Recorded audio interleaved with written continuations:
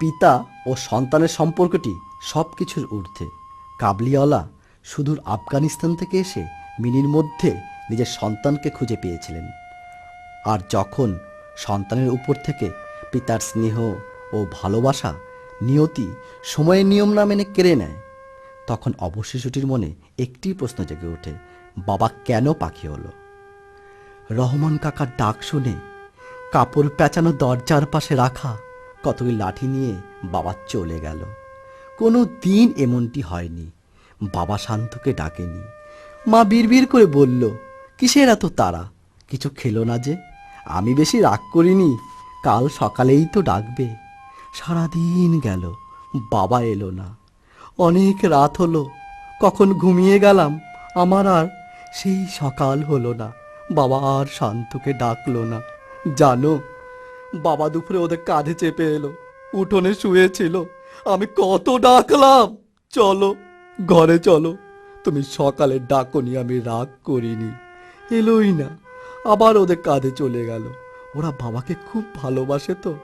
সবাই বলে বাবা পাখি হয়ে গেছে। আমাদের উঠোনে কাক এসে বসে, ওদের মধ্যে কারো মুখ বাবার মতো দেখি না যে। বাড়ির চালের উপর ঝগড়ুটি পাখি ঝগড়া করে, বাবা ওখানে থাকবে কি করে? বাবা তো আর ঝগড়া করে না। পুকুর পাড়ে সাদা সাদা লম্বা লম্বা পাখি এলে আমি দৌড়ে গিয়ে দেখি বাবা সেখানেও থাকে না। বাবা কোন পাখি হলো তবে?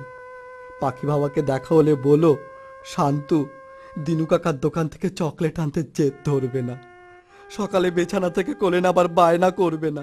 বাবা তো পাখি হয়ে গেছে, কোলে নেবে কিভাবে? তবুও পাখি বাবা এলে বাবা সঙ্গে থাকবে তো। কতদিন থেকে রাতে বাবার কাছে ছোট ছোট ভাতের বল খাই না, এখন রাতে সাদা সাদা গরম জল খাই, সেখানে কয়েকটি ভাত থাকে। বাবা তো এখন সন্ধ্যাবেলায় দিনু কাকার দোকান থেকে চালের ব্যাগ আনে না। এখনো রহমান কাকা জমিতে ধান কাটে, দিনু কাকা দোকানে থাকে।